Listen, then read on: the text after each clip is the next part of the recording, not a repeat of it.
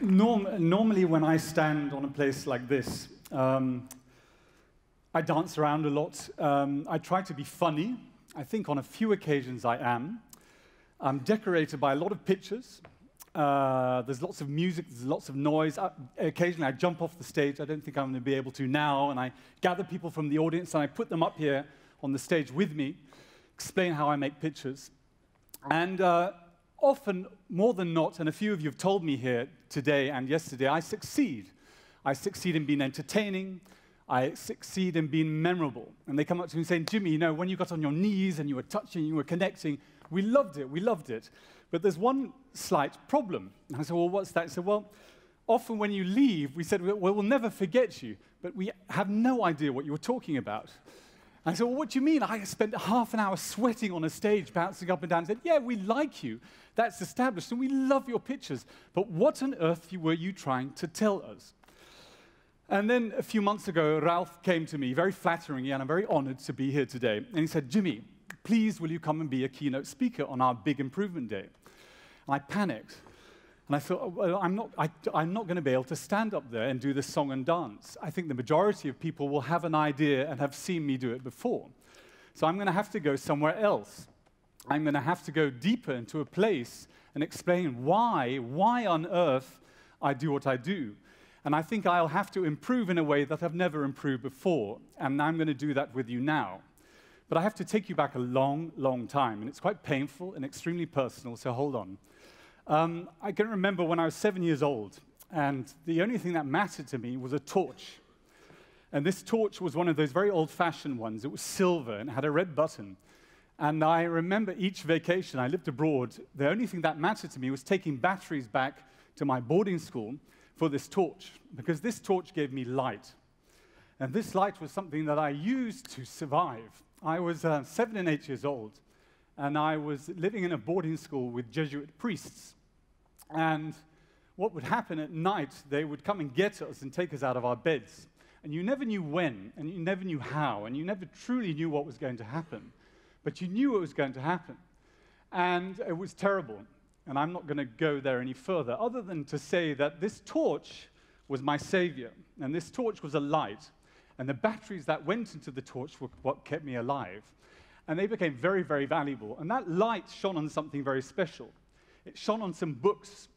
And I became, Tintin saved me, Kaufia.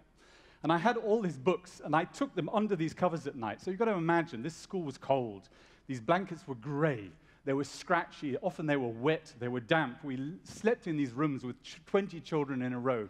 You never knew what was going to happen in the dark. So you had to find a way to survive.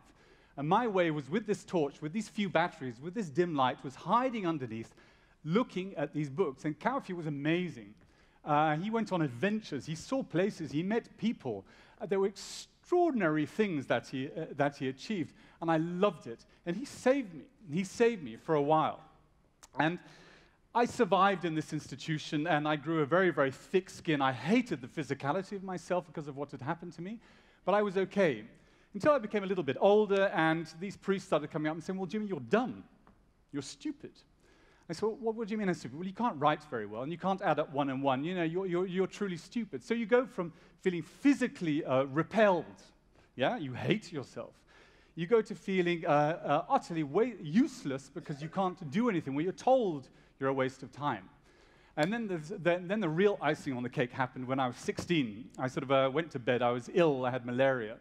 I was given the wrong medicine again by these very kind priests. They were doing a good job at this stage. And I woke up one morning, and I looked in the mirror, and all my hair had fallen out. So you had this sort of lovely sort of passage of time between the age of 7 and 16, and I now have teenagers, and I'm sort of watching and observing and sharing their growth. And it's a very, very precious, vulnerable period. So I go from being essentially abused, I go from being told that I'm stupid, to go to feeling I'm uglier than sin. So you have this whole package. So it's quite a fun package at the age of 16 and 17. And I thought, well, there are two options. What am I going to do? I can sort of spend the rest of my life with my head in the sand, or I can go to one place, the one place that kept me alive as a child, that battery, that torch, where it took me on this journey where Tintin went to. So I thought, Tintin has to keep me alive. So at the age of 17, I bought a one-way ticket to Tibet. Tintin in Tibet, Jimmy in Tibet. I didn't really know where Tibet was, somewhere near China. far away, and I bought a one-way ticket. That was about all the money that I had. I was 17. This was in 1986. And I disappeared. And I disappeared on what turned out to be the most extraordinary experience of my life. I spent 2 years running across Tibet with Tibetans. We were running away from the Chinese military. We were hiding. It was 1986. Tibet had been shut for 30 years. And I was dressed as a monk. And I thought, very childishly, this was a way that I could find a sort of empathy and understanding. I could sort of fit in. And you have no idea what happened to me. For the very first time in my life, I felt loved. I never learnt Tibetan. I'm not a Buddhist. I didn't meet the Dalai Lama. But these people held me. They touched me. They loved me. And they kept me alive on this journey. And we were running away from the military and we were hiding, and they were putting me in basements and temples. And this period went on for 2 years. The few people that I met that touched me in ways that I cannot truly describe to you, I made a few pictures of, happy snaps. They weren't technically very good, but they were a document of this connection. I came back, surprise, surprise, 2 years later, showed them to a few people, and they were published. And you're a photographer, Jimmy. That's what you're going to do. I thought, great, no need to study. And what does a photographer do? He goes away again on another journey. And this time I went even further. I went to Afghanistan. This was in 1988. The Russians were still there. The Mujahideen were running around. And I decided, I'm going to become a photojournalist. So I sort of bought all the kits and the jackets with the little pockets on it. But there was another technical problem as I crossed the border. The Mujahideen looked at me, and they're covered in hair. Very handsome people, big green eyes and blue eyes. And I sort of again looked at myself in the mirror, and I said, how on earth am I going to go in disguise into Afghanistan? So I remember them sort of turbaning me up and putting makeup around my eyes and giving me eyebrows. And for a year, I disappeared into Afghanistan. And this became the cycle of my life. I essentially sort of disappeared into war zones. And this went on till the age of 24. Somalia, Yugoslavia, Guatemala, El Salvador, you name it. I found peace and I found solace in my own pain and other people's suffering.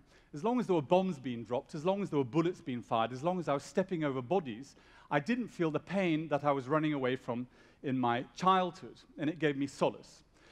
And around the age of 24, and that's perhaps why I'm here today in the Netherlands, where I'm very proud to be, I met my partner, and she sort of held a massive mirror up in front of my face and said, Jimmy, you're about to die. And I said, well, about to die? And she said, well, what are you doing? And I said, well, I'm a photojournalist.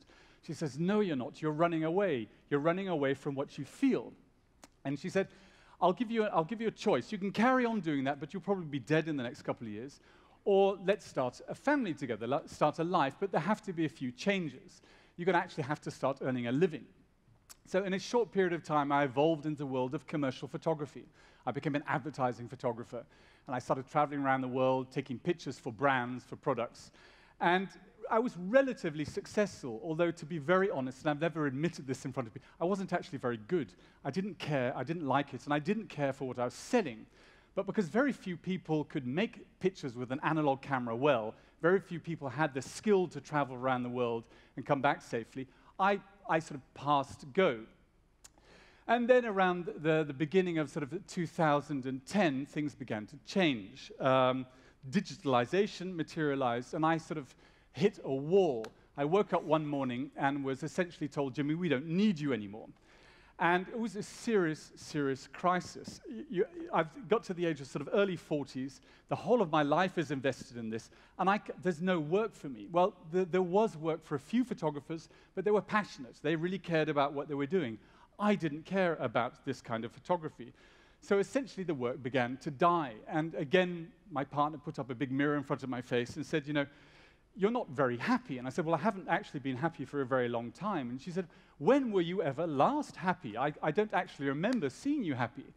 And I sort of dug deeper, and I dug deeper, and I dug deeper, and I dug deeper, and I thought, well, I think the last time I was happy was when I was dressed as a monk, sitting on the back of that truck with those Tibetans underneath those blankets, running away from the Chinese, shooting at us. That was the last time I truly felt alive. So she sort of looked at me, and I sort of looked at her, and yeah, I ran away again. But this time it was to sort of the northern reaches of Mongolia and the depths of winter. The few of you have heard me talk before, that's this whole story where I sort of pee in my pants and everything goes into disaster, but we find connection and through empathy.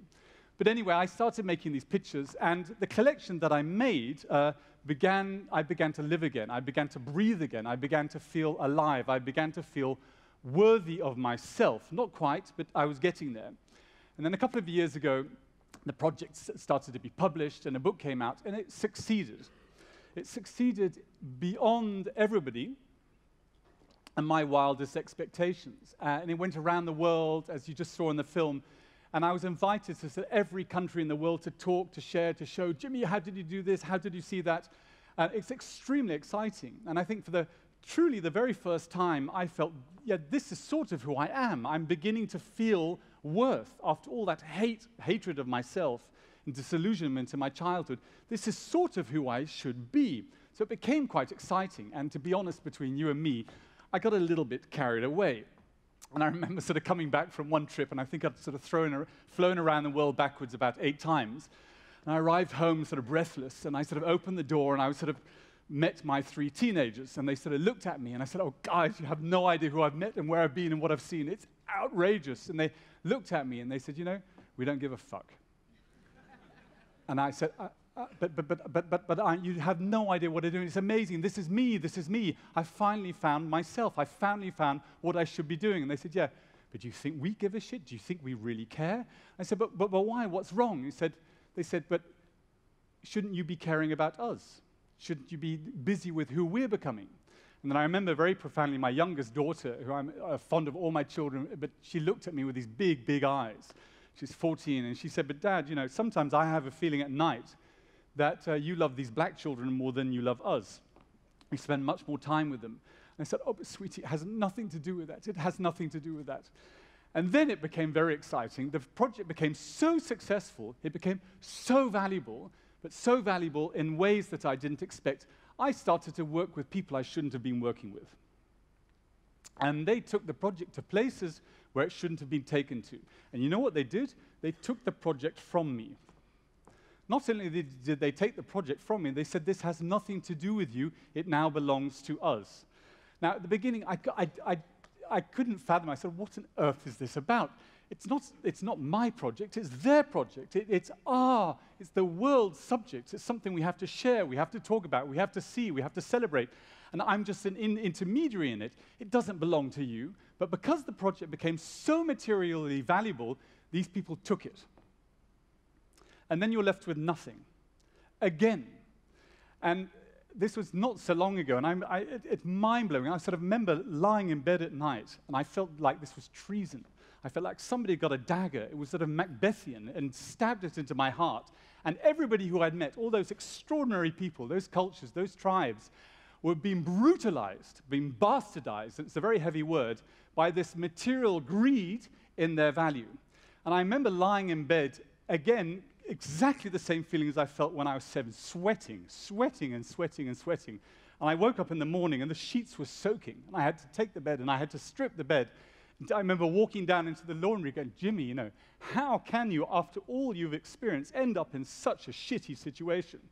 Because it has nothing to do with the material value of what I'm doing, of them. It has to do with how important they are for the world. And I remember sobbing in this laundry room, sitting on my own, shaking, feeling that same fear that people would come and get me in the middle of the night and do things to me that were inhuman. And this was a mentally and financially inhuman process, as opposed to what was physically inhuman as when I was a young child.